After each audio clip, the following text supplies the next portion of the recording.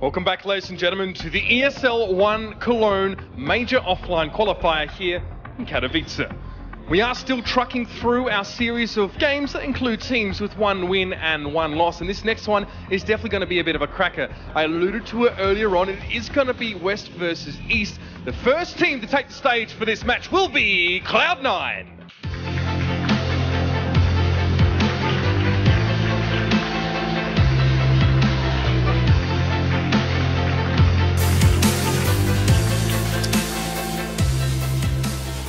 Starting off strong against Empire, of course, on our first day. A little bit of a capitulation towards the end of that game, but they did come out 16-12. Yesterday, oh God help us, nothing.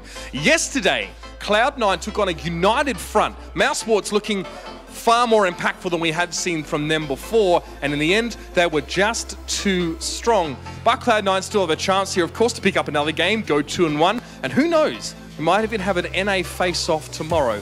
But let's not get too ahead of ourselves, because their opponents from China, it's TyLoo.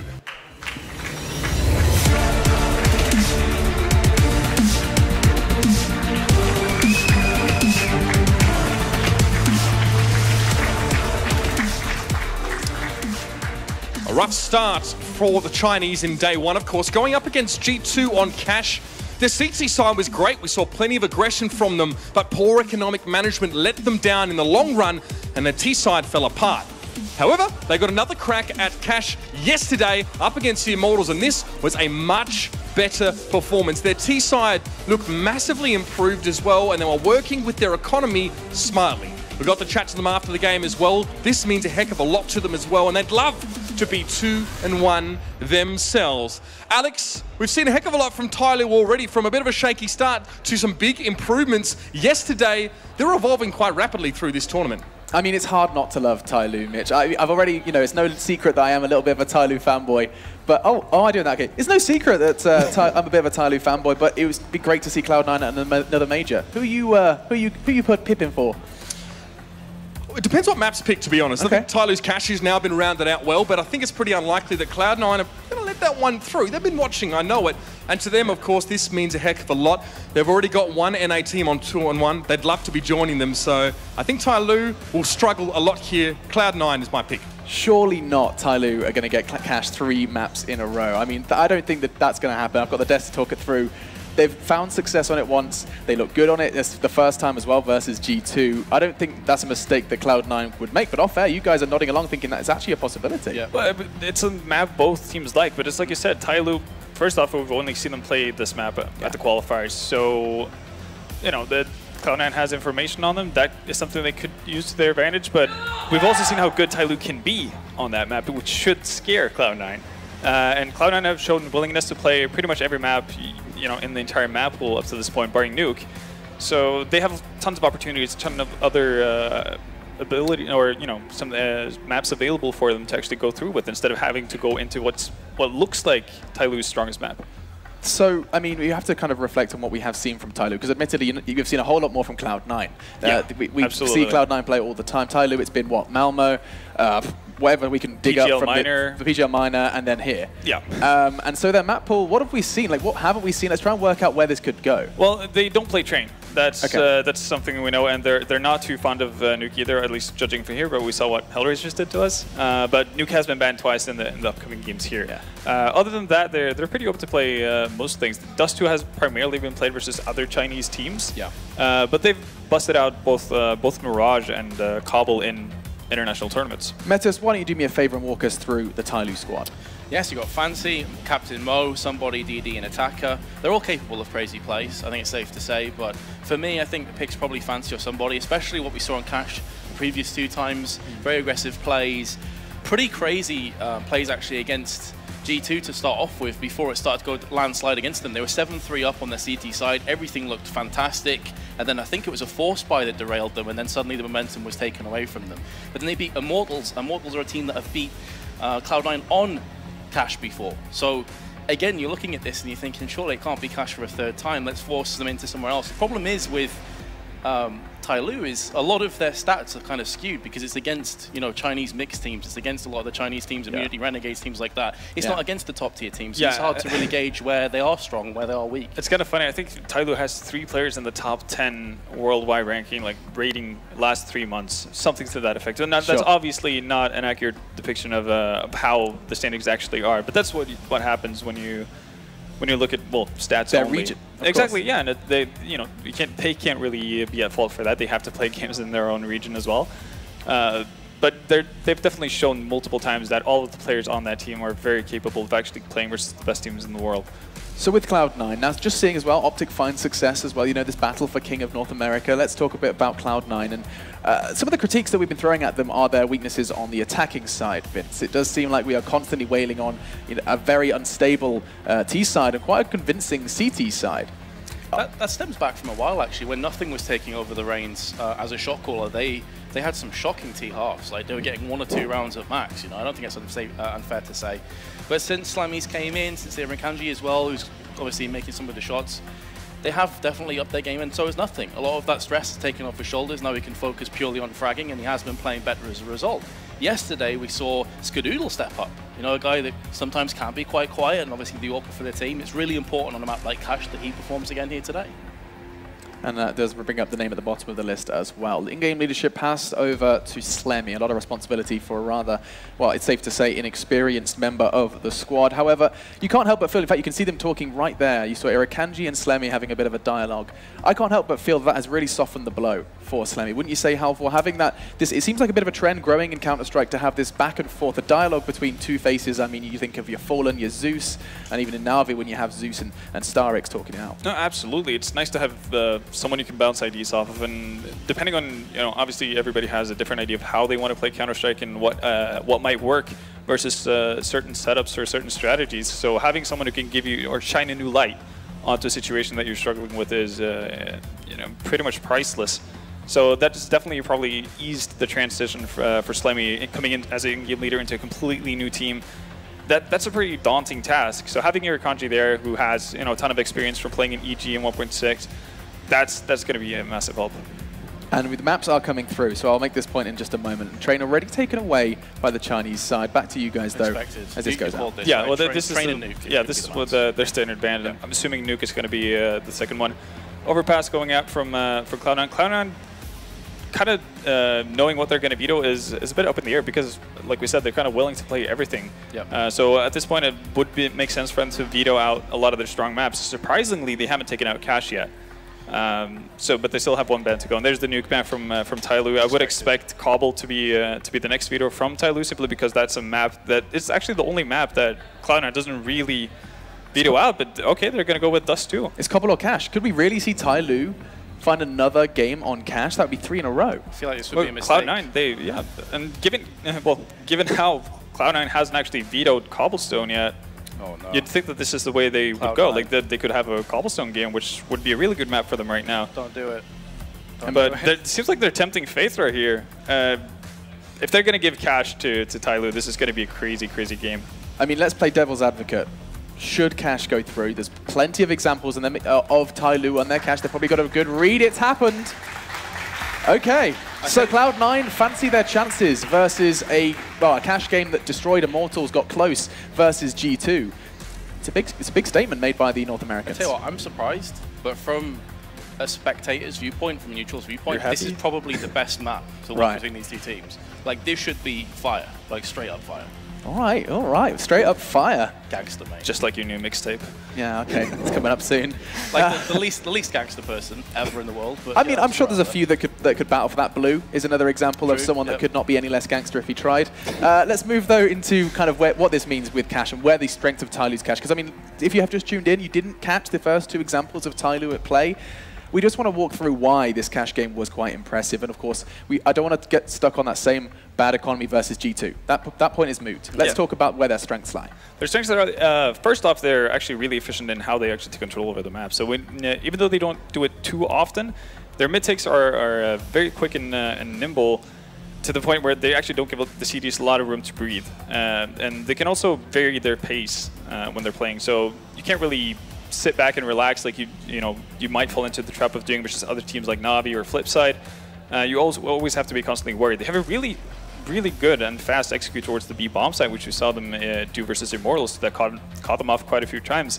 Whether that's down to the fact that Immortals for the large part of the game played very passively on the B side is obviously something we don't really know, but they definitely have well thought through and methodical executes towards both sides. It's crazy that TyLoo, should they win this, and this is just an if, they would then be one win away from getting to the major by playing one map alone. Of course, that does not take into account the minor system, but still, that's great. That's crazy stuff. Well, I mean, at that point, you could probably fault their opponents more than TyLoo is just working with what they're being giving, right? So if nobody's going to actually respect TyLoo enough to remove Cash, then that's the wrong fault. And now, I just want to come back to that point I was going to make before the vetoes did go down. Right, Cloud9 have got plenty of examples of TyLoo's Cash. If you were, I mean, this is a bit of an open question, but if you were in Cloud9's shoes and you knew you were going up against TyLoo, like they knew this last night, they have got an entire evening, an entire morning, an afternoon, in fact, it's now closing on 6 o'clock. They've had plenty of time to build a game plan around Cash, knowing TyLoo full well would happily play Cash. I mean, how would you anti-strat this? What were the weaknesses we could exploit? G2 exploited middle, but... Yeah, I think that's middle. It has to be middle. I think if you play aggressive in middle through TyLoo, they are a very quick team, but I feel if the opening 10-15 seconds in a confrontation doesn't go their way, they typically lose out. They're not very good at battling back and around. Go for counter boosts, go for pushes through garage, use smokes, use flashes, try and catch them unawares as they transition, because as Ven said, they are very adaptive with their speed. So keep them caught in two minds. Don't let them dictate the pace of the action. That's the best way of beating TyLoo and Cash. Yeah, and what we saw as well, when they slowed things down and started focusing more heavily on the B-bomb side versus Immortals, they pretty much left one guy alone. It was either Attacker or Fancy who was left alone in A main for the better part of it. And if that's a current trend, that's definitely something Cloud9 can explore and potentially abuse with late pop flashes into A main, mid-round, just to get map control and put pressure on TyLoo instead of just letting them have the freedom to set up for their executes and whatnot. So putting pressure on the CT side, that could definitely be helpful for Cloud9. But yeah, T side, that's mid, like Vince mentioned. That's pretty much where the big gap is. And the man on your screen is going to be instrumental to that as well. He is going to need to be putting down some serious firepower. I think, again, this is going to be crazy close. Very difficult for me to predict now it's gone through to Cash. If it was a different map, it would have been much easier, like Mirage or whatever, it would have been an easier call for me. But Cash, man, it's like a coin flip almost. And it does look like we have extra time to talk than usual, just seeing because Jordan has only just taken his seat. I can ask you the question about personal opinions surrounding TyLoo. I mean, they're a team that are relatively unknown, but then in the green room you made a statement suggesting that were they to make a move to North America, be playing within that region, like where would they be? Where would you put them if they had the opportunity to play these games, these opponents on a regular daily basis? Obviously, it's a lot of hypotheticals, right? And well, we've got time for hypotheticals. Exactly, and I guess it was my bad because I brought it up, right? But definitely, if they had the opportunity to actually just attend more tournaments more often, they probably wouldn't be regarded as such an underdog in most matchups, simply because we've seen what they can do. They've beaten Luminosity in a best of 3. That's not something to scoff at. So it is all we've got going. Like, it does feel like we're going to have to keep beating on the same few results because that's all we have. Yeah, exactly. That's what you can't really talk about how their amazing victory versus Wings Gaming and Cybersen caught everyone's like. Well, Cybersen is a team that has somewhat notoriety that people actually can put on a bit of a measuring stick, right? But someone like Wings or Born of Fire, they've never been tested versus an actual European or NA team. For sure.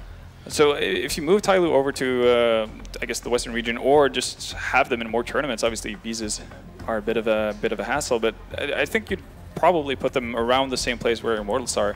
So on the brink of a top 10, maybe like top 15, top 10, where they could battle it out. But they've definitely showed that they have the skill to compete with the very best here. That's a fair shout, actually. And when you look at them as a team, it's not a lack of individual talent as to why they lose. They have crazy aim, crazy reaction speed, very good movement. It's the strats, it's the force buys, it's the economic mistakes, and the lack of experience maybe that's going to cost them a game. It's nothing to do with their individual talent. And I mean, I don't know if I should raise this, but what about the discussion surrounding work ethic? Because North America is always chastised for their work ethic. We always suggest, you know, they rest on their laurels, and it's all these there's been a whole discussion. I don't want to bring that back up, but I mean, over in towards, we haven't seen too much of the Asian region in Counter-Strike.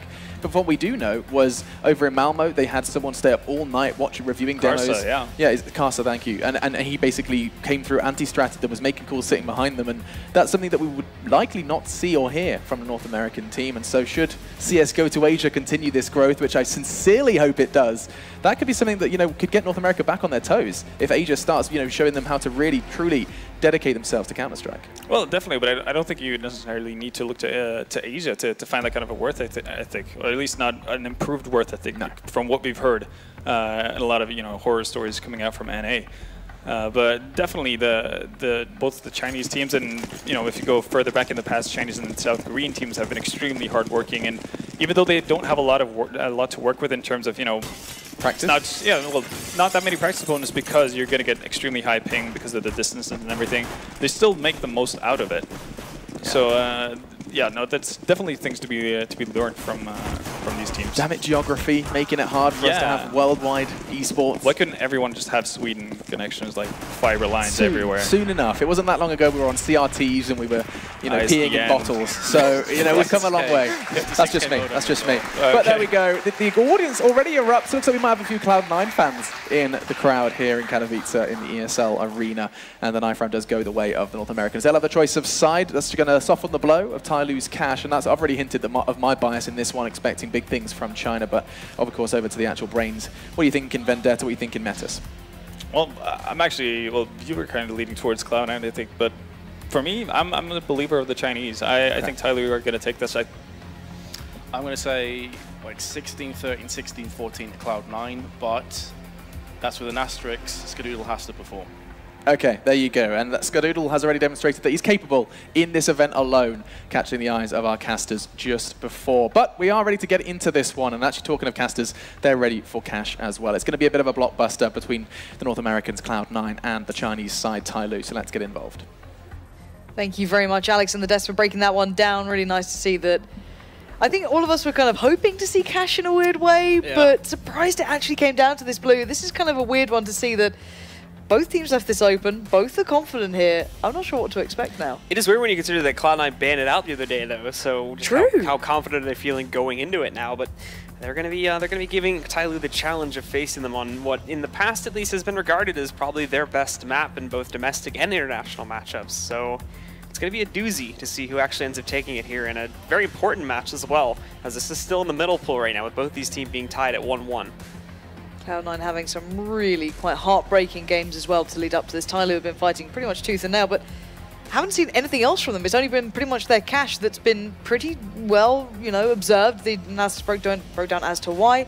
A lot to be said about it, but we are now seconds away from going into games, so we'll get real proof of what may be in the pudding in this one any second. Now, TyLoo will be starting out on the CT side. On the T side, it will be Cloud9. And we've got quite the buy coming in. I can't wait to break that one down and have a look at what they intend to do here. And a curious one from both sides, actually. So many unanswered questions about to be found out into this game. A CZ for DD. We've got a Molly for Skadoodle with the smoke and more utility on Slemmy as well. And to start it off, look at how focused the attention from TyLoo is over towards middle. There is a large number of players in here. In the meantime, Shroud and Stewie moving out towards Squeaky to try and investigate the A-bomb site. In fact, Shroud's out there already. He's not going to be able to spot anything because there's literally zero presence here from TyLoo. In the meantime, though, not actually moving into the site just as of yet. Cloud9 are sitting back, waiting, and are lining up that usual default that we've come to know them for as of late on this T side. Okay.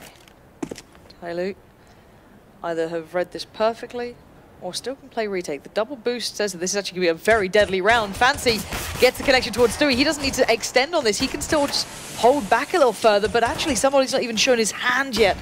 Still so much in store here for Cloud9 if they do walk out mid, but they've hit the brakes, and I don't blame them. Somebody's still waiting very patiently just on the other side of boost, but there was some hesitance on Cloud9, and for good reason. Now the only question is, where do we see them take it from here? And it looks like it's going to be a shift over towards the A site.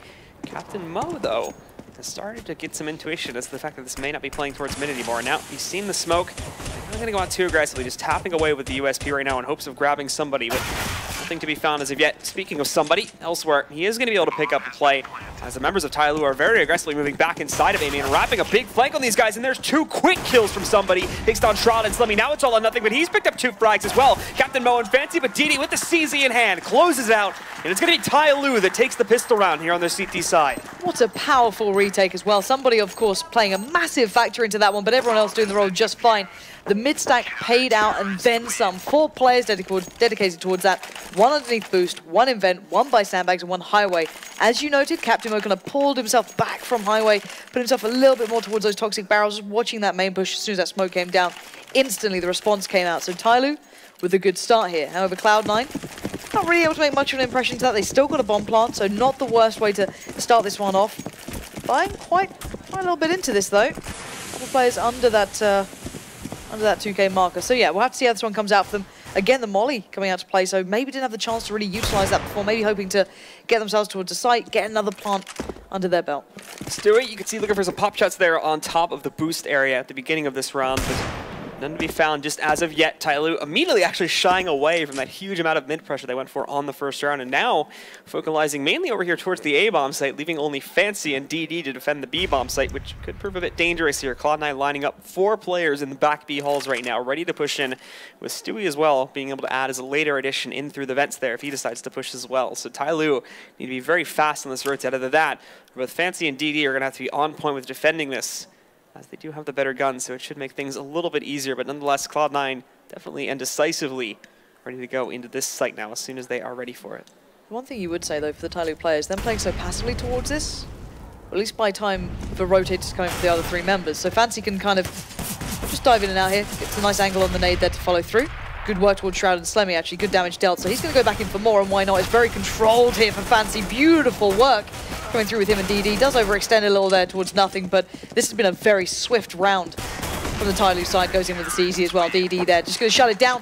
Good stuff from the Chinese side of TyLoo. Very reserved, very patient, and showing so much variety in their style. You noted it again.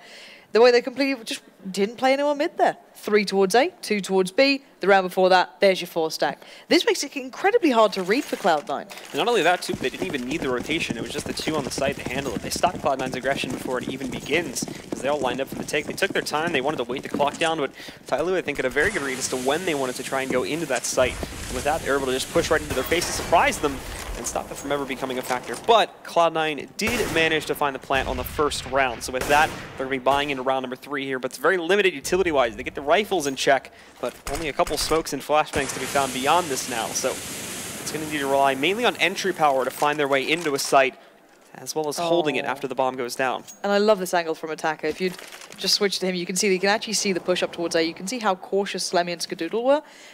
Actually, it was Slemmy who was worried that maybe they boosted in towards A main. There's that kind of almost a one-way smoke you can sit on there. Not the case here. And actually, Shroud, will he check it? They're so cautious of this, because I think they had a good idea of making him out. And exactly, it's his spot. He wants it back. He's like, I can sense something's wrong here.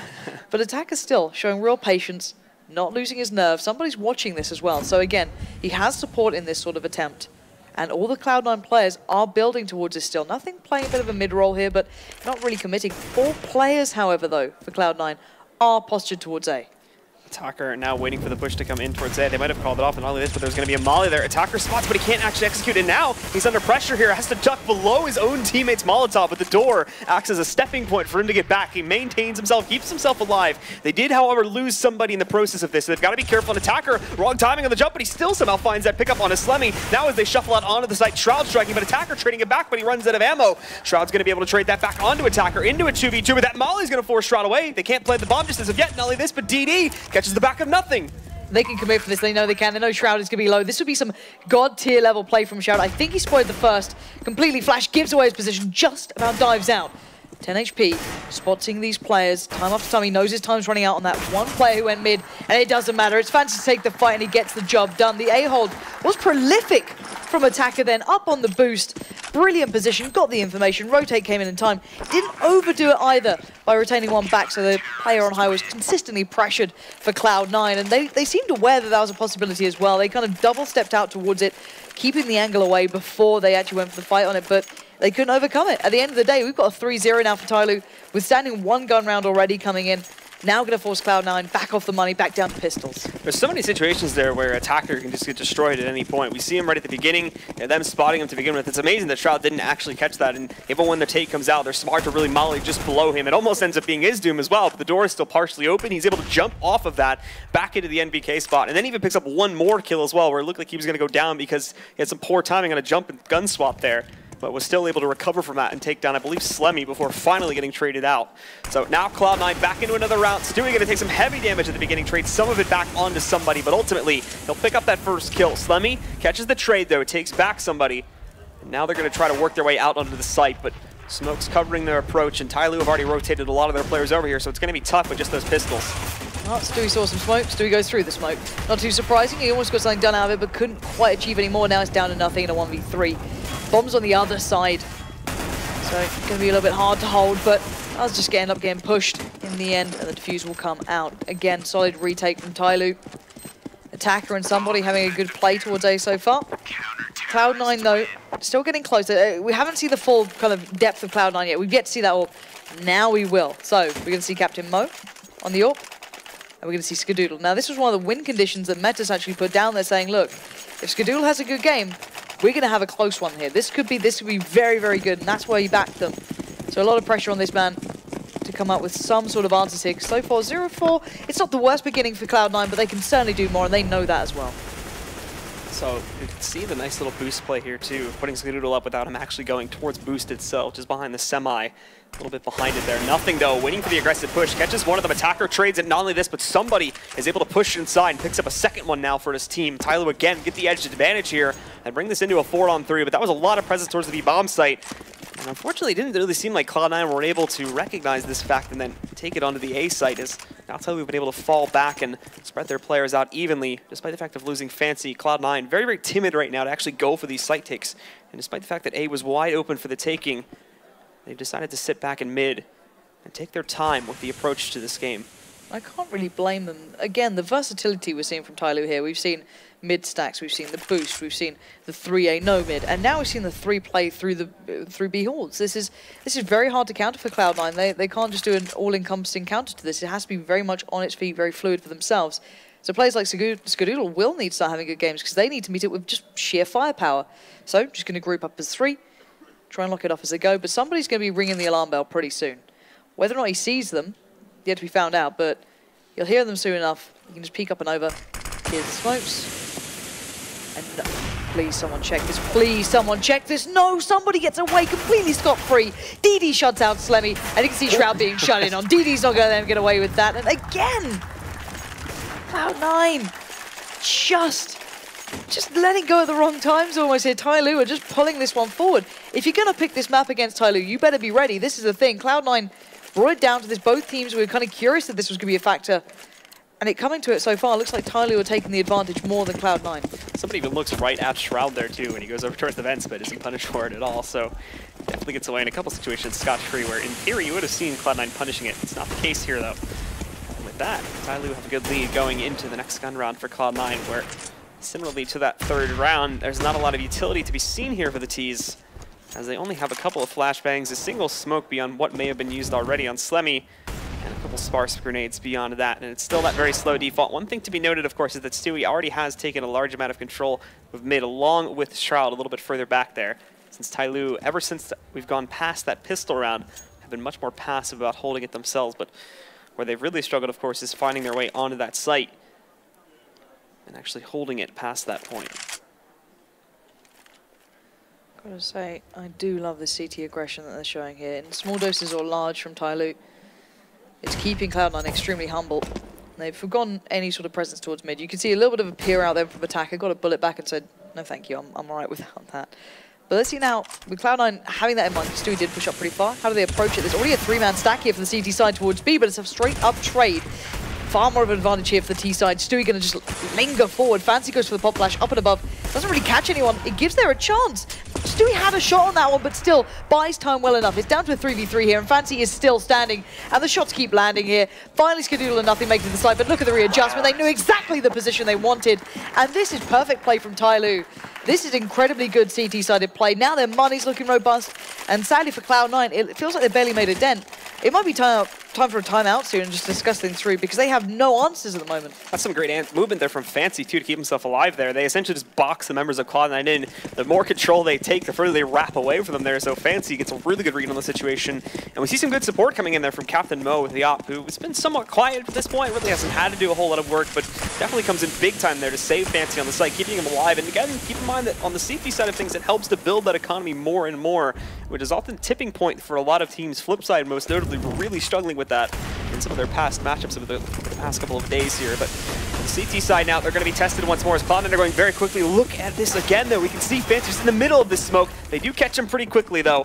Slemmy's able to take down Fancy, and with this fast take, they're onto the site, but it's still a bit of a scrapper, as we can see. There's so much chaos all around here. Good timing on the flash against Captain Mo, so Skadoodle gets himself onto the site.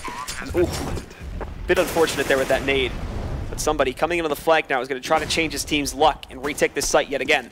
Well, at least they got a plant. That's a little bit of silver lining, but Shroud had complete possibility in this, and again, TyLoo just on the retake. This is devastating stuff for Cloud9. They had the players, they had the plant, and they actually had fairly decent angles.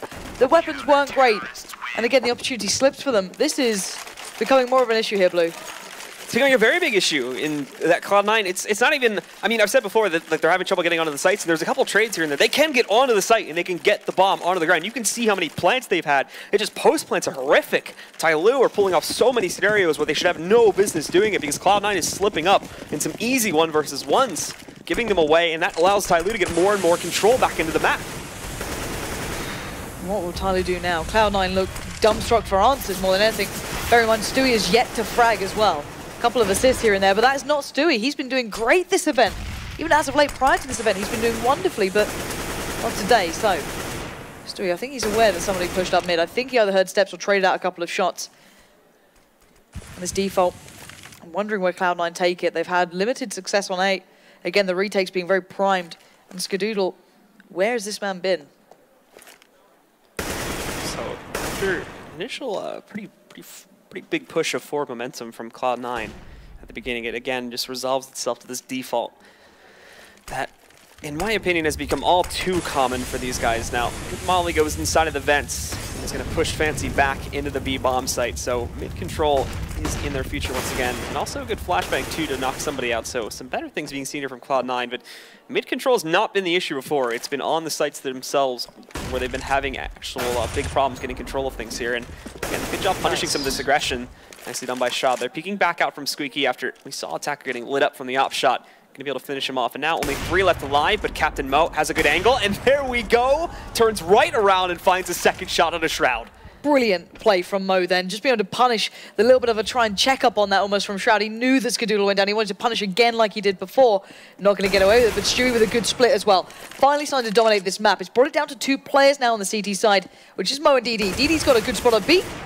Almost caught them out there, but eventually Slemmy handles it, which is good enough. Bomb goes down and now 3v1.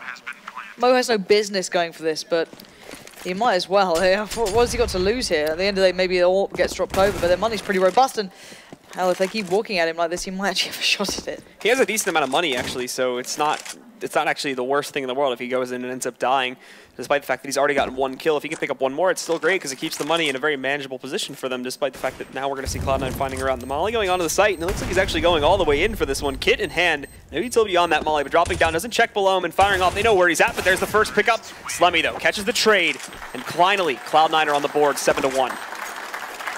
Felt like a long time in the making that round.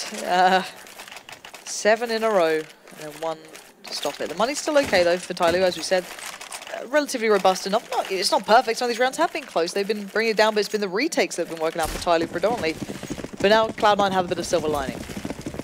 Now they have a chance to bring something back here. So early enough, again, I can imagine the default will follow, but actually a quick boost. Maybe we're trying to isolate some players mid, and it might be the correct read, assuming they check the right places, and they do.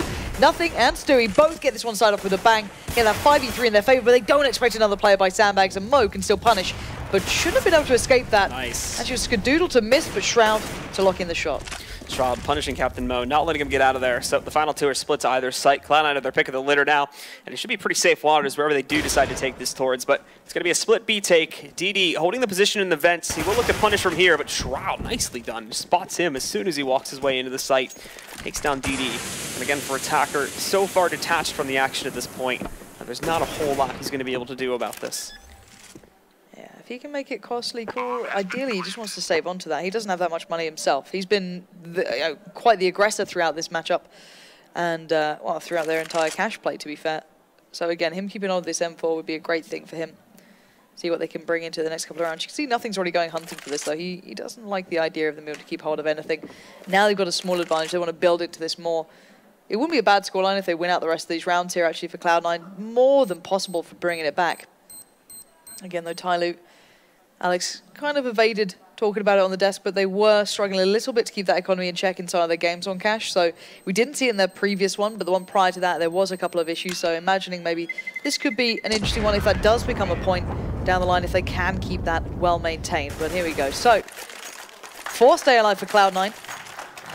7-2, and the rebuy going to be coming in here. Fancy, a little worse for wear compared to the others, but you can probably get something built into this. In all honesty, this is like, so far, part of the course, this is almost identical to what we saw in their first game on cash, where they took a huge lead early on, but then they lost all steam as we got into the closing portions of the first half. And then from that point was where we saw the force bind come in. That was on the T side, so this is a lot like it actually right now. If they can recover from this and, you know, crawl back and still hold a huge scoreline advantage over CN at the first half, then I'm not worried. But if we see a repeat of events here and Cloud9 bounce back and this ends up being like 9-6 or even, you know, 7-8 in theory in the favor of Cloud9, then I am a bit worried for what the T side holds for TyLoo. Could get pretty scary. Still 1 minute and 20 seconds to go. You can see that Cloud9 not sure what they're coming up against in these rounds, because there has been so much variety and so many different plays coming out from TyLoo, showing a real depth in the playbook. And it looks like a 4-play stack actually towards A from TyLoo. So again, very, very different, very unique. You've got the double boost on site, and actually fancying somebody going to fall away from that. As you can see, Stewie and Nothing starting to apply some pressure towards B. Going to force these guys to play a little more default here. They even start hearing the rotates, I'm pretty sure. Shroud sneaking his way up towards Squeaky over there. Stewie working his way out from the vents there now after holding control. Still nothing to be found as of yet on either team. But now with the timer getting lower, just above 45 seconds now, Cloud9 do need to start the take onto the site. And it's going to head over to B again. It's become sort of a favorite here in these past couple of rounds, as it has been working out quite better than a lot of their A takes. So as they work their way in, it's Slemmy again back over here towards middle that finds the first kill to somebody. And this should actually keep the A players there on the site, because there's going to be a bit of uncertainty. It's dispelled now, though, as they're going all in on this site. DD responding after Shot picks up the first kill, but then Nothing chiming in with another one, taking down DD. And they hold control. A 2-on-4 again will be the name of the game here post-plan. And for TyLoo, they're just not going to be a chance at it. Falling back, time to save yet again. And TyLoo causing for the pause. So taking this incredibly seriously, assuming that this is not a technical one. I can imagine it's not. They probably just be looking at discussing what's maybe going wrong, what's finally broken. How do they get around that B hit that's becoming a little bit too common, I guess, for Cloud9, that they have been doing that on quite a regular basis and being quite successful at it, which is the kind of more worrying part for TyLoo. And Mo, steps out a little too widely on that one. Shroud's going to punch that pretty comfy. Attacker, though, finding Slemmy is going to mean that he might be able to live to fight another day. That bomb's starting to tick pretty quickly, and Shroud is going hunting, but the other two are a little further away. So Attacker just going to be holding on for dear life at this point. I don't think they're going to make it in time.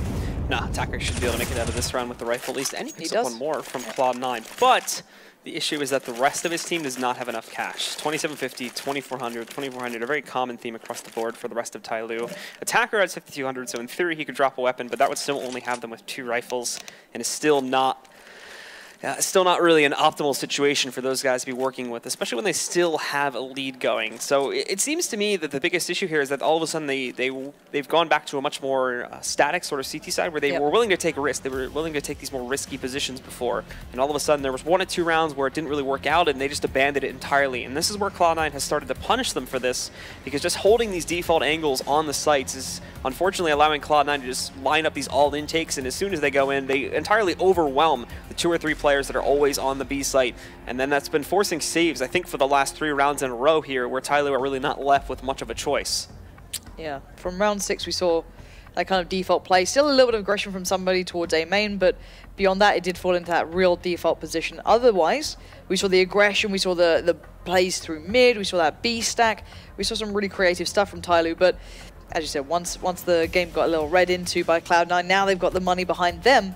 They can actually start looking at doing the real damage themselves. And we said this before, at least I said that I feel they need to highlight at least the last couple of these rounds. They need to make sure they are in place. Otherwise, this is going to get a little bit, I guess, hard to handle going into the second half for Cloud9. These guys should be able to close out on a nice close game here, assuming all goes to plan.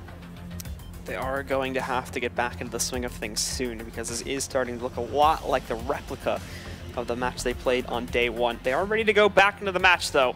So we're going to get things unpaused. And indeed, they won't be forcing up this time. So the only big gun they'll have to work with will be Attacker on that M4. He will donate CZs, though, to the entirety of the rest of his team. And these guys have already been fairly impressive with their CZ work before, so count them out of the mix just yet. Ultimately, though, looking at the gun power, Cloud9, in theory, should be looking at a 4th round.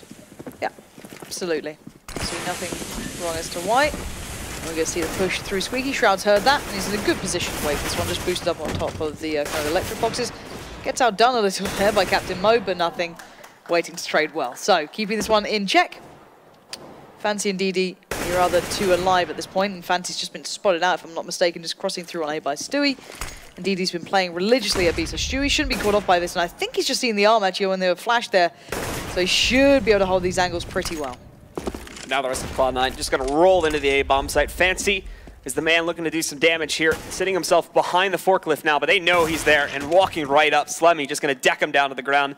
DD was quick enough on the rotate, but again, he doesn't really have a position to work with, and they've already got a pretty good idea that he's going to be hiding around that corner there. So the flashbang goes in. Actually, perfect connection onto him, but no follow-up. Not really needed at this point, as unfortunately, they hold very good positions, and with just a CZ in the hand of DD, it may not really be worth it just to rush over there to take him down. No, absolutely not. Wondering if he can find anyone on the way out. I don't think anyone's going to be exiting that way, considering they have seen him here. Nothing's clearing out by T side, so DD's going to save this one. And yeah, money's still pretty trashed. Can't really blame him. But for Cloud9, this is starting to get good at this point, and they can't afford to lose weapons either. Like, looking at their money, it's far from stabilized or anywhere near good enough that they'd be wanting to go truly hunting for things. So they back off, keep hold of a great deal of utility too. Look at all those mollies they won't have to reinvest into yet. So they can just kind of coast through on those. But we're going to see a decent buy coming back in now for the CT side. We do have that AWP coming out. Mo's going to be rocking that one. And I wonder what that pause will now kind of surmount to afterwards. Obviously, they were just kind of on CZ, so we didn't get to see much of it. But this is where we should see the difference in TyLoo. So for Cloud9 now continuing to lurch forward here to get back into this match after TyLoo had started off strong. Now we see them taking some good strides forward here. Focusing a lot on their B takes. They did go for the A in the last round, but it looks like they're going back to what's been working mostly for these guys on this one. Stewie, though, was able to get himself out onto the A site pretty quickly over here by Forklift. Captain Mo spots him, though, and is going to take him down. Not only this, but Fancy's picked up his own first kill elsewhere. Nothing. Finally getting himself onto the board for Cloud9, but there's a good shot from DD through the smoke outside of CT main. Takes down Shroud, then all of a sudden, everything falls to Skadoodle and nothing. And what can you do against that? Skadoodle's going to drop off the bomb, though. Trying to get nothing to take that across while you're going to see Skadoodle set up to hold anyone trying to get back into this. But with 4 players to find, this is going to be very, very tough. And this is where we need that classic Skadoodle to make an appearance already. Nothing's falling. It's just down to Skadoodle. He's going to back away from this. I think he knows this one is all but over. The diffuse is going to come out. He wants to keep hold of the AWP. And I don't know what really TyLoo changed in that round. Mo played well, picked up any sort of stragglers, I guess, and one coming back in.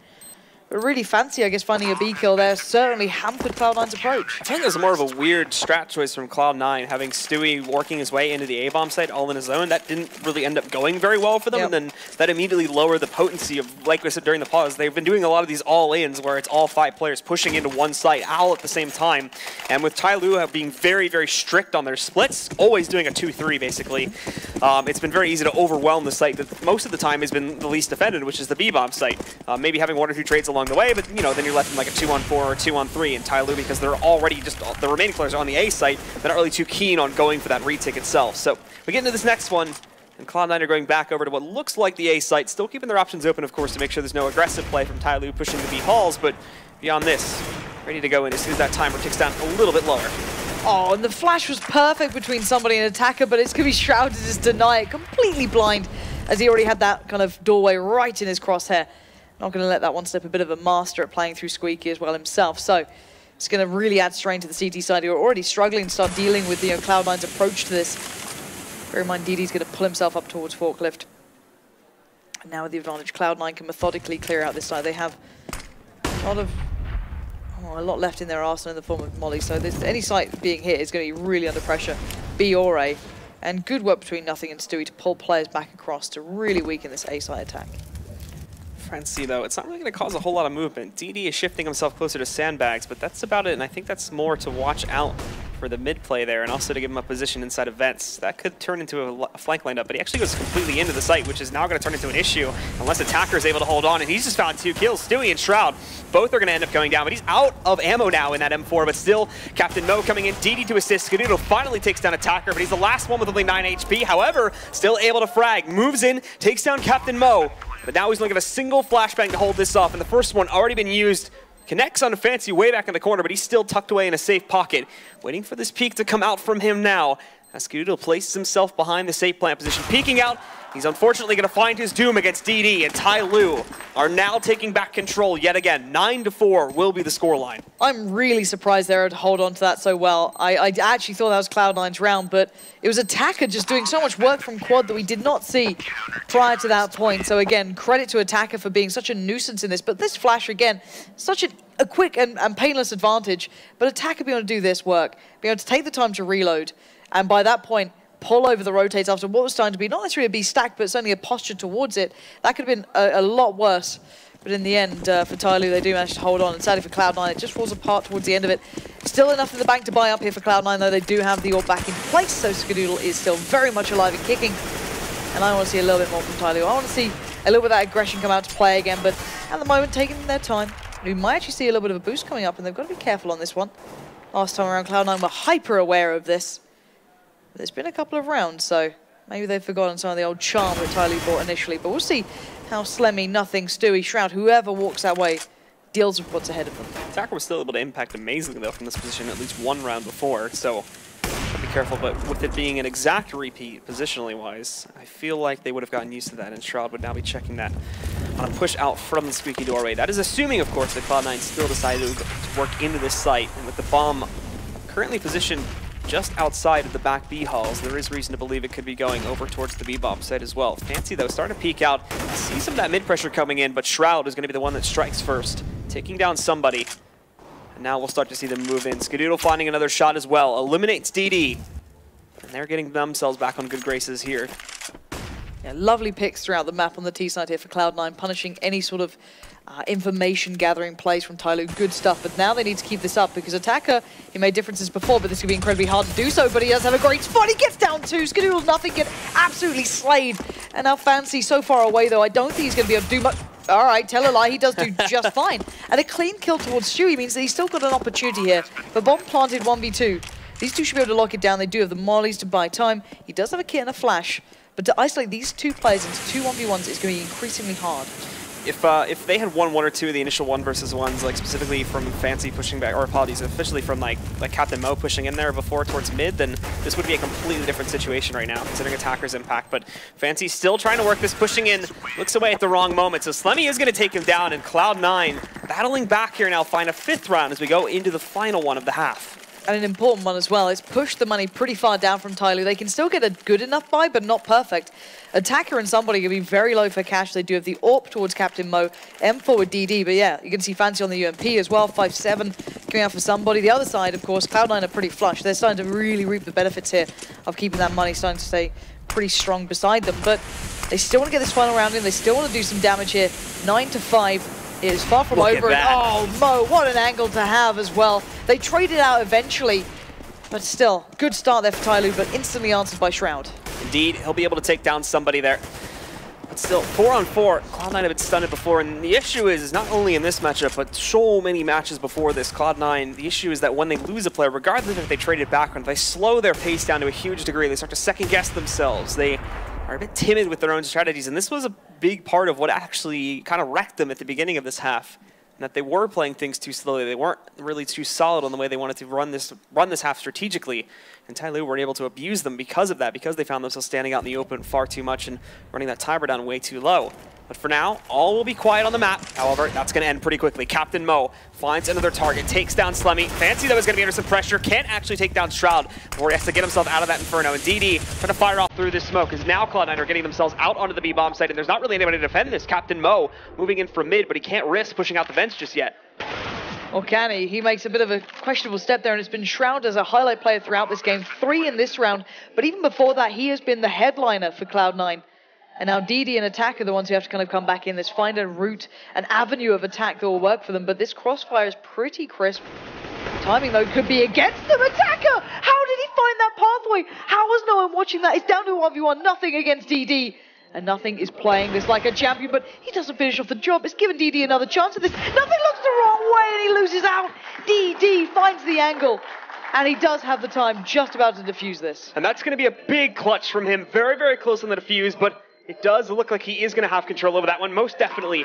With that now, TyLoo take a huge edge on their first half against Cloud9, 10-5. The second half, guys, is coming up in just a few minutes. You don't want to miss it, so stick around.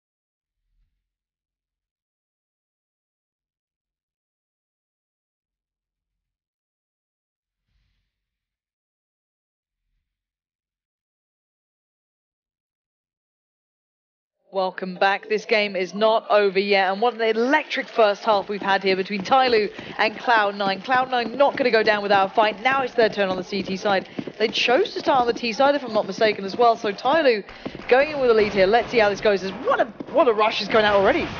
Moving all swiftly onto the B-bomb site, and they find the first kill too, taking down Slemmy. Shroud responds, but it's only for that single kill, as Fancy in kind is going to take him right out of the picture. 3 left alive for Cloud9. And you can see too that the Tech 9 in the picture for Captain Mo sitting below here, just strikes true, takes down nothing. Stewie trying to find his way back in, but Captain Mo just going to leap right forward into the vents again and take him out. Skadoodle, no way, man, you're pulling this off. He's going to try to do what he can at this point, but somebody leaping through. That's a 4-man left alive, pistol round victory for TyLoo, and not only this, but they already have the lead going for themselves. So assuming the second round force up from Cloud9 doesn't go anywhere, TyLoo might already have this match cemented for themselves.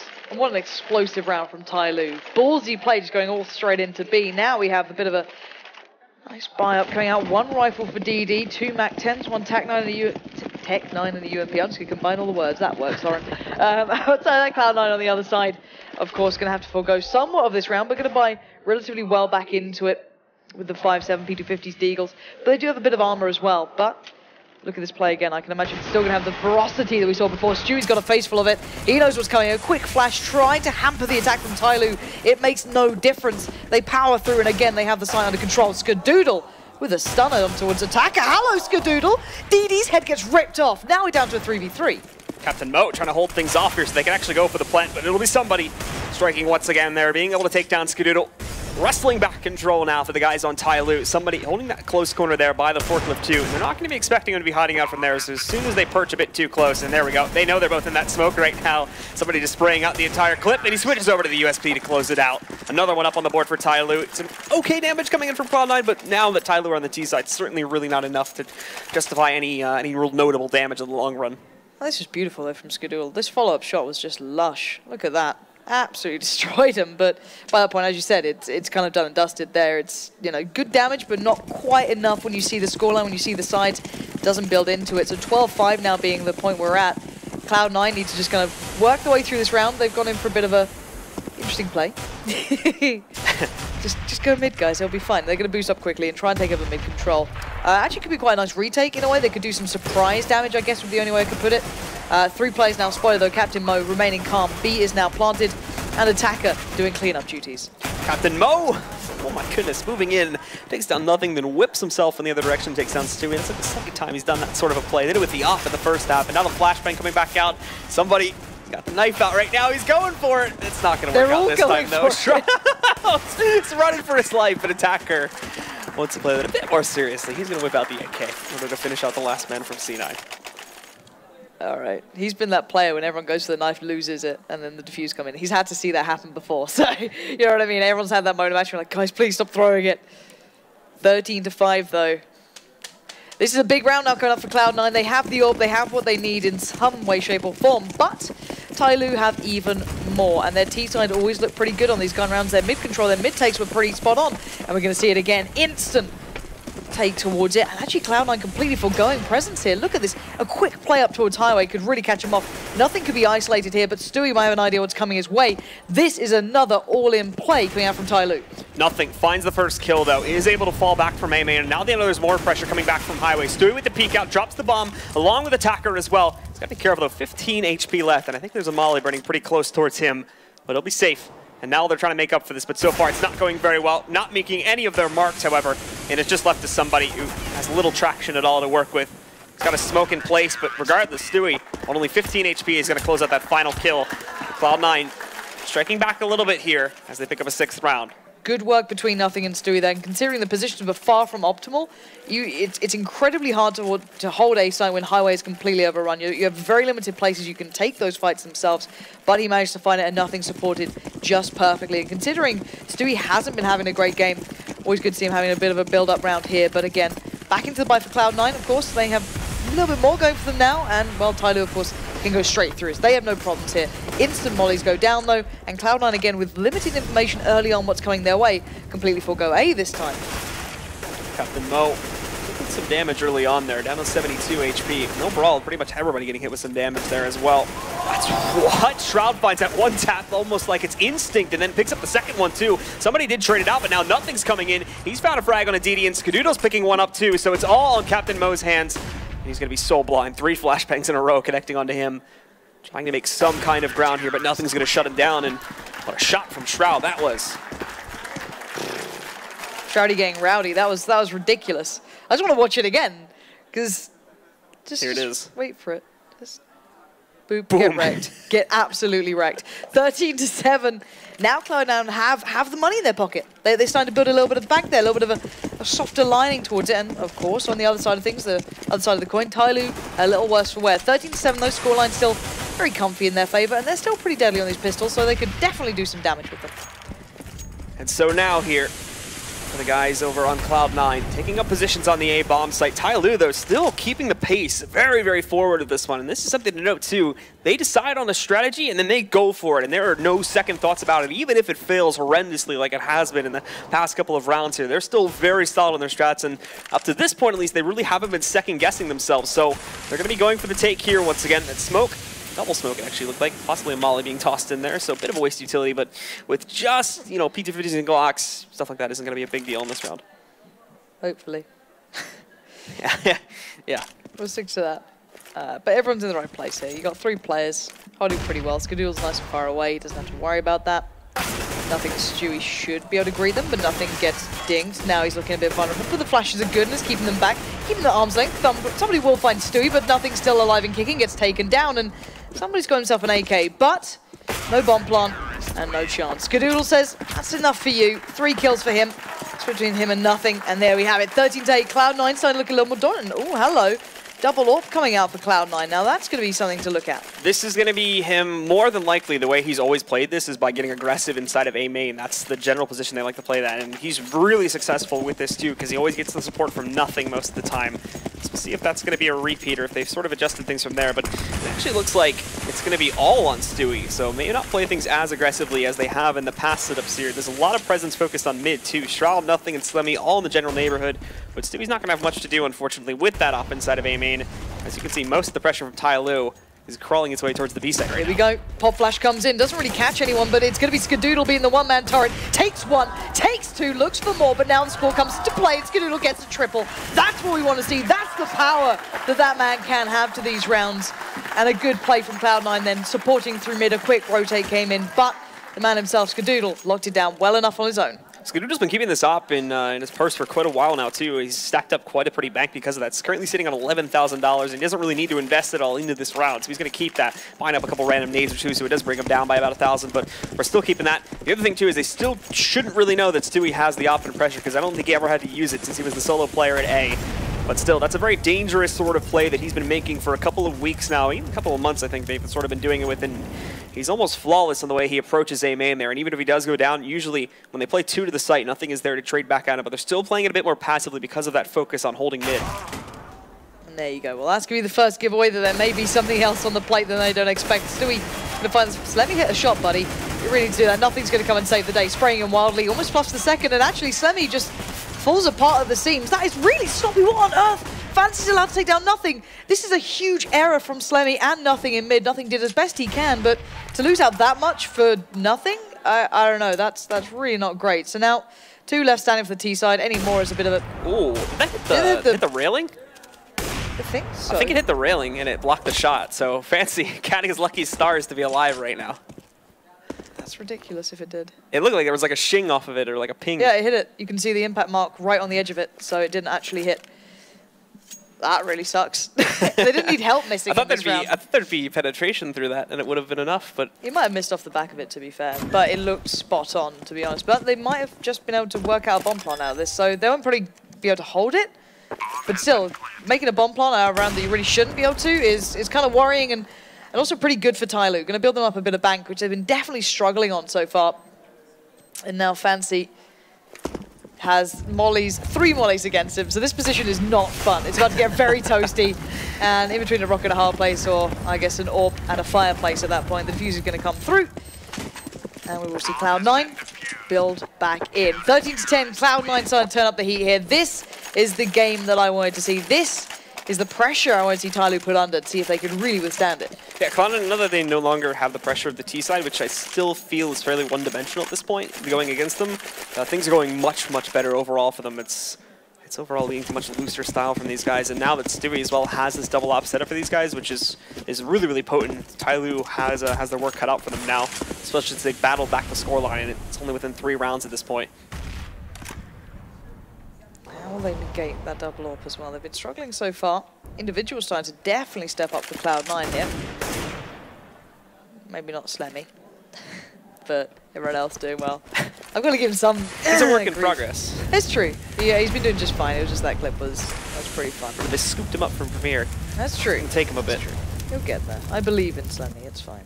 But very, very slow start here from TyLoo. This is nothing to be surprised by either. These guys do like these kind of slower defaults. Again, Attacker having the bomb over by Squeaky kind of gives away somewhat of an intention, but they still don't have to necessarily commit. They did run that clock down very low, and somebody's really kind of committing here over towards B as well. Whether or not he crests that corner is down to him. May not be the case. He might actually decide to go pretty far away from that again as Mo. And Attacker start to look towards B, where Stewie and Nothing will be waiting. TyLoo, though. Slow to line this up, but they are inside of the squeaky room ready to go. Stewie, though, is going to be up close about that. No presence in A main. He takes position in the cubby. Elsewhere on the map, though, Shroud and Skadoodle have impacted big time. Attacker, he knows he's in there. Look at him leaping around. Stewie trying to hide in the corner, but there's nowhere else you can go. And look at DD waiting outside in the garage there. Takes down nothing, too. So immediately they've evened this back up to a 3-on-3, and they get the A side under their control. Sick position from DD there, catching the rotation. Now Slemmy's actually going to try and take a fight on him. That could be an error, but actually Slemmy this time will land the shot. Finally brings us back to a nice form of a retake for Cloud9. Good nade to follow, doesn't quite go deep enough to catch the player sitting down by Quad. So Attacker waits patiently, gets flashed out by Mo. Mo again with a flash. Doesn't quite catch it. Actually catches Attacker more than anyone, but Mo tries to make up for it by taking down Slemmy. And our time is running low. The bot... There you go, I was about to say the bomb not quite applied for main, but it doesn't matter. Skadoodle's going to get there anyway, and the defuse already begun by Shroud. And Cloud9 really starting to turn up now. That was a big mistake from whoever threw that flash inside of A main. A Quad player peeks just about a half second too early and ends up blinding himself, which leads to his death. Had that not have happened, then TyLoo could have been looking at a much stronger hold, considering it didn't look like they were initially checking over there towards the back of Quad. So Cloud9 do get back into this game now in a big way, have a huge economy built up behind at least Stewie, Skadoodle, and Shroud. And for the others on TyLoo here, while they're still buying up here, they're still continuing to get a fairly consistent amount of plants, at least in the last 2 rounds. They are going to need to find some rounds here pretty shortly, otherwise Cloud9 is going to be right at their doorstep.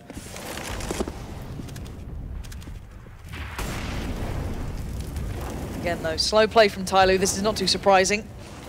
He likes to try and bait it out, kind of pull players one way, catch the rotate through to the other side. This time though, no bomb there over towards Squeaky, so really lacking any commitment towards this sort of round. They're finding it extremely hard to just break Cloud9 here. And I've got to say, Cloud9 showing some real forms of resilience at this point, after what was, you know, a pretty disappointing half, I can imagine, for them. Coming to this extremely strong. That double orb definitely ringing very true here for Cloud9. So now, as everybody from TyLoo again, what started off as a very adrenaline-filled half from these guys, just almost rushing into the sites in every single round. Like I said before, the attack plan seemed like it was set from the beginning, and they wasted no time executing it. Now, we've gone to almost the exact opposite, and they are weighting that clock down very, very low. They're just now starting to line up to push inside of A main and the squeaky halls here. I'm not sure if they're going to be using boost all that much. They do have Captain Mo up there now, but it looks like he's going to go dropping down and regrouping with the main striking force inside of A main. So executing with 30 seconds left, this is indeed turning things around from what we saw at the beginning of the half. And a good flashbang is going to delay it by a few more seconds too. And there's Stewie again with the op, back by Quad. A second pickup from him to take down DD. More maybe in the future, but for now they're avoiding Quad. That bomb's on the ground though, so they've got to move in to recover it. Stewie clipping off of the side of Quad. There is finally going to miss a shot, but Skadoodle coming right back in to pick up a trade. He's going to go down immediately after that though, and with about 9 seconds on the clock, they find the plant. But they are down a man, so Cloud9 should have the edge on this retake. Should, but these positions are kind of strange. We've got Attacker and Fancy both kind of watching the same play through, so actually correct at this point as Cloud9 all starting to come through that way, and you can see Attacker being baited into it, but he can't get the spray. Slemmy secures it, comes in, defuse comes out, and Cloud9 successfully retaking again towards A. And it's so close from going the other way. Slemmy with just a single health point left at the end of that one. 5-second defuse though, so Shroud's gonna have no trouble doing that. And not only this, but they recover the double op setup once again. That's being kept in play for free. And with 2 players maxed out in this round, Shroud and Skadoodle both starting this one with 16K. There are no issues, of course, rebuying for the rest of their teammates. So, money looking nice and well set for Cloud9. Easily back to the double orb. TyLoo needs to find something here because they are starting to really fall by the wayside. This has been a lot of rounds in a row, considering TyLoo won the pistol and ran with it for the first 3. Beyond that, it's been a bit of a one-sided affair, and this is the all-in B play. This is going to be down to Shroud and Slemmy. Now, one of those two has been performing pretty darn well. The other, not so much, but now Skadoodle's here. So, again, big impact about to walk over. A lot of nades coming Shroud's way, but he's still holding true. It looks like TyLoo actually backing off with this one, not actually committing here either. They're thinking about it, though. They're pushing a couple guys forward now just to try and test Shroud a bit there, but still can't find him. He's alive with 17 HP, makes the mistake, though, peeks out just a little bit too wide. And somebody is finally going to be able to knock him out. Pick off that remaining 17 HP that he had before, but now, though, the B-take has still been abandoned. They're falling back right now to the mid-garage. With somebody pushed up so far, you'd assume they may want to try and exploit that more, maybe try and pull people back from being able to rotate. Keep people like Slemmy and Skadoodle dedicated here. With Captain Mo's position, it actually looks like they're waiting to see if anybody goes towards mid to watch for a flank first. and now they're shifting this over to an A hit. And it's good that they leave somebody behind, because if he's not too loud about his position, this could actually open up for a monster flank a bit later on. This is, though, assuming that TyLoo also gets site control, and Cloud9 has already adjusted, so they're going to have to get past with nothing and Stewie to get onto this site. And they know what's coming their way now. Somebody gets picked up over by B. It has pulled players back. Skadoodle slowing down the rotate, but they know this is going to be an A hit. Nothing and Stewie are waiting so patiently. The pop flash comes out, but Stewie gets mad rushed down. He can't handle it, and Nothing gets overwhelmed. Suddenly we have a 2v3, making a 2v2. Skadoodle's not done just yet. And now Captain Mo and DD have to withhold against Skadoodle and Slemmy. Captain Mo just going to hide in Squeaky, not even having the door open as yet. It's DD that's going to be front and center, trying to make progress for this team. The door gets open, and Captain Mo really isn't just a distraction. So now they've got to find that last man. DD behind Big Red right now on the opposite side, but Skadoodle jumps right up on top and spots him as he's pushing forward. Nicely done by him. Cloud9, they've tied it up, and it's going to be 13-all. And what resilience from Cloud9 that we've seen so far. These retakes have been on point. The creativity from TyLoo has been stunted, it's been stopped. And Cloud9 have built like absolute beasts now back into this game. Skadoodle having a good impact here. Good AWPing from Stewie towards A. But generally, I've got to say, every single player has started to play well. Slemmy's been consistent enough at this point. He's not exactly having a massive downturn, but it's just Skadoodle, you're shrouding at Nothing. Those three have been monsters. Shroud on that T side was big. Nothing's been great on A as well. And really looking at TyLoo, they seem completely dumbfounded as to how to approach this now. And for TyLoo here, losing almost all of their momentum. And again, keep in mind, they won the pistol in the following 2 rounds on this half as well. So starting it off 10-5 and then bringing it up to 13-5 before we ever saw Cloud9 striking back. This has been a miraculous run for the players on C9 now to get back into this game and tie it up. TyLoo, we need to start seeing some momentum from them, because at the moment it just seems like they've lost all steam. The rounds are looking close, but they just cannot close out in the clutches. In Cloud9 CT side, looking more and more robust at the moment. Definitely withstanding everything that TyLoo's been able to throw at them so far. But then again, it could all break. It could all still fall apart. Let's not write TyLoo out just yet, but Skadoodle going to be tested very soon. 2 players stacked up towards boost, 1 play towards mid. Let's see the timing on this. See if they can pull his attention 2 ways at once. He's going to go for the swing out very soon. I can imagine he's so tempted by it, but no. Holding his nerve, such reserve here. Spots the shoulder peek, and now that's going to allow the rest of the players to filter through mid, get some control, and try and take one of these sites. They're going to actually isolate towards B. It looks like a quick B hit now. Shroud and Slemmy going to see if they can weather the storm. Shroud trying to hold just over here on top of the headshot glitch near Generator. Still no presence being found by TyLoo on this site just as of yet. And there's only 20 seconds left on the clock. There's a good presence of Molotovs to be able to hold them back, especially by Team A in there. But somebody holds off a flank. There's Shroud's first pickup though. Skadoodle chiming in as well from the CT main area. Goes in and takes down DD. Fancy's trying to make a push, but Skadoodle is still in here. Now Slemmy comes in as well. They've got full control over this site. And Cloud9 are going to take the lead 2 more rounds away from taking this map and putting them 1 away from the major. What a huge play coming out then as well. A complete brick wall of a defense. No one letting them through, not letting them close to the site. They look ready to close this one down now. 14-13.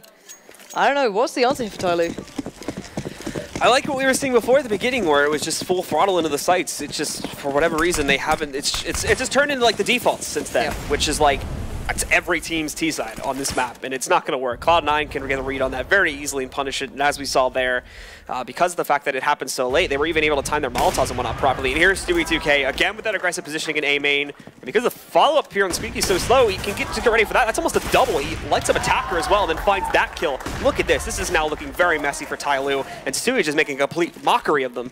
Stewie just making it look good at this point. There it is, locks it down. 4K to get them onto match point. 15-13. You may have thought this was all over when you saw that first half scoreline. I certainly started to scratch my head and wonder why Cloud9 went for Cash as a map, but I think we're seeing as to why this CT side has been all but perfect at this point. Now they just need to close it though. Indeed. That's a problem for 3 groups. TyLoo, though, still indeed inching 2 runs away. So there is that opportunity for them to bounce back, but Cloud9 now, a big snowball sitting behind them. It's going to be a hard one for TyLoo to break here. Lining up the hit, and this is what I like to see before, where they line things up and then they go right into the site. And this is what it seems to be now. However, Cloud9 even have a read on this. They're playing the retake, so they know it's going to be an A take. They're pretty well postured. Look how far back Stewie is. Actually fallen all the way from the side. Already going to hit one. Captain Mo gets eviscerated. A second will fall into the trap of Stewie. And why not make it a third? You've got the angle. Why not stick it out? Sadly, however, for him, bombs on the side. And there's still 3 players alive. Here's the thing, though, is why not smoke that first? Since you even right after the first player goes down, if you don't want to waste the smoke right from the get-go. But 2 players going down to that now and in such slow succession, that's just wasted manpower now from TyLoo going down. They still haven't taken out anybody from C9. C9 have let them plan because they know it's the last round. Those Molotovs, that might just burn somebody alive. Thankfully, the shot misses, but in comes Skadoodle. Nothing takes up the position behind Toxic, and now it's all on Fancy in a 1-on-5. Lining up 2 of them, though, but now he's down at 9 HP. Gonna have to try to do something about this, but he can't be done. Skadoodle, along with the rest of Cloud9, around a huge comeback, and they're gonna take this map 16-13. What a brilliant performance from Cloud9. That CT side was beautiful to watch. The resilience they showed was world class. To come back from a very dominant performance from TyLoo in the first half and look solid as a rock. The double AWP looked great. Stewie started to have some real magic there. Nothing being consistent, and Shroud, a guy who gets a lot of strain from, fans and critics alike, had a very consistent and well-rounded performance. So again, Cloud9 should be extremely pleased with that. First half looked a little shoddy, certainly something to be worked on there, but outside of it, closing out on this one, a very good performance. Yeah, turns out Metas was right. We needed to see Skadoodle show up to the party, and at least in that second half, that is exactly what we saw. Some big stuff from him, something like we haven't seen in the past as of yet, but Stewie was a little bit late to the party. I think he was a bit shy on the T side there, but by the time we got into the second half, he really came back and was pulling off some great plays with that double op setup, and that was obviously the thing I mentioned before, that as soon as he got that in his hands, that's what they needed to worry about, and they almost never really found a counter to that. Yeah, and yeah, you're actually spot on with the Stewie thing. He had a very poor start. I think it was 0-5, 0-6, something along those lines. A very, very tough testing start for him, but keeping your level head and actually coming back into games after having such a poor performance on certain sides and still finding some real place for yourself is just as impressive. And look how happy Stunner looks. He's almost smiling. No, he's not. He never smiles. Stunner is never pleased with anything. He's like a proud parent, really, just trying to be around the kids as they're happy. But yeah, good stuff from Cloud9. Hopefully we can see more from them down the line. This puts them in a very interesting position, though, and I can't wait to hear what they have to say about this down. I don't know. This is good to see from them. And I think TyLoo, God, I almost wish we'd seen another map just to see what else they have here. And here's the thing, too, from TyLoo. It's a bit weird because of the fact that it's not the same issues on their T side that correlate to it. It's like I said before, they just all of a sudden slow down and they go into a very predictable pattern on this T side for themselves.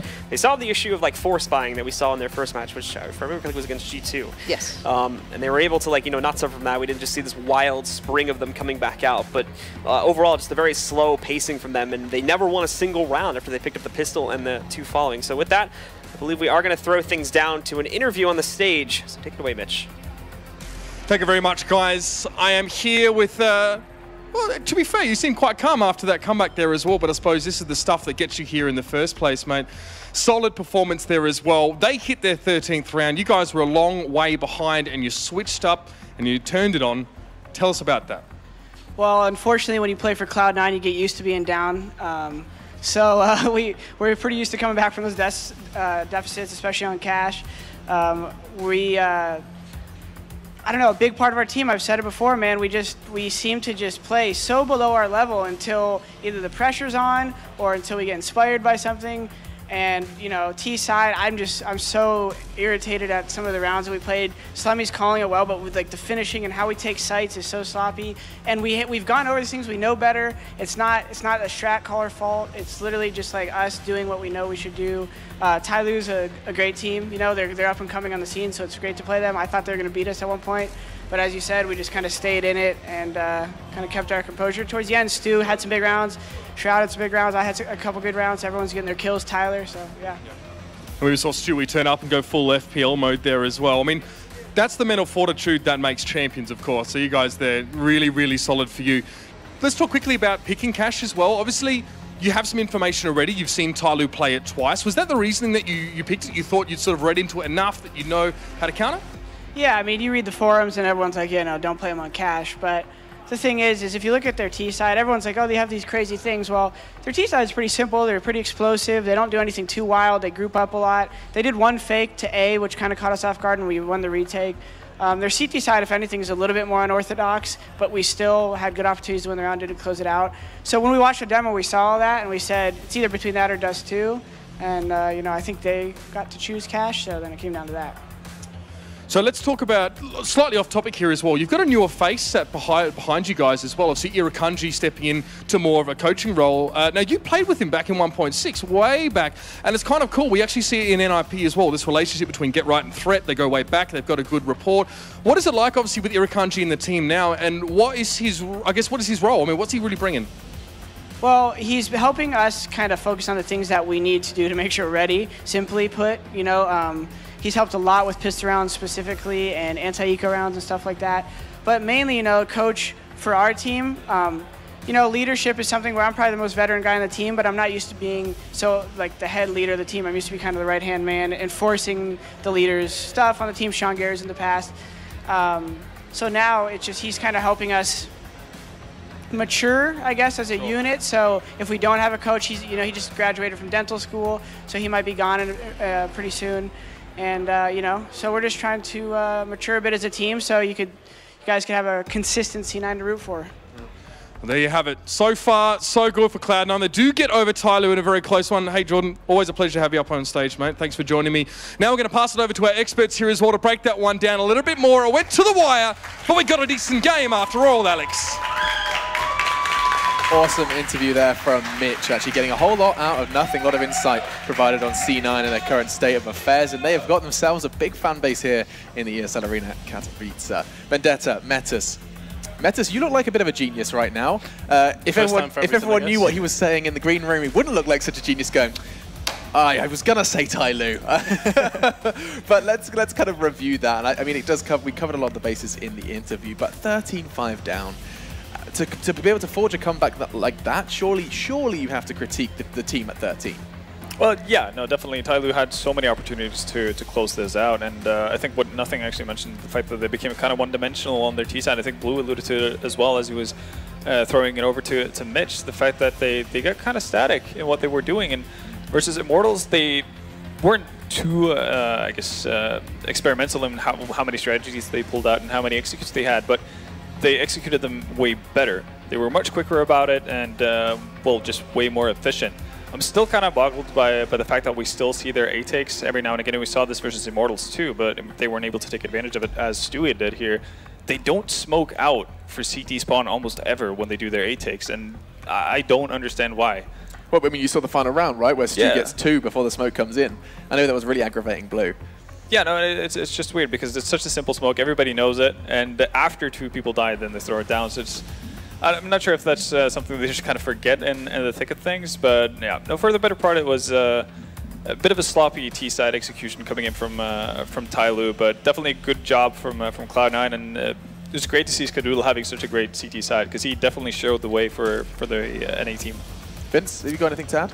Just that Skadoodle, very, very poor first half. Yeah. I think 4 or 5 kills at most. Second half, he came out all gun swinging, and a lot of that is down to what Ben just mentioned, the lack of smokes in key hotspots where the AWPs can tee off from, like the car on A. And that's where we saw Skadoodle step it up several gears and go right up towards the top of the scoreboard. So fantastic performance by him. Now, it's not often you actually see a team pick up a win when conceding both pistol rounds, right, Ben? How much of a rarity is this? It's extremely rare. It's kind of like when you look at the stats for how many teams win a round when you go down a man. It's something ridiculous. So if a team gets an entry frag of a round, you oftentimes win up to 75% of those rounds. It's kind of similar with pistols as well, especially in best of ones, where you know that's such a big swing in the game. So I guess that just makes C9's performance all the more impressive because every round they got was not for free, as you'd usually look at some of the rounds following the pistol.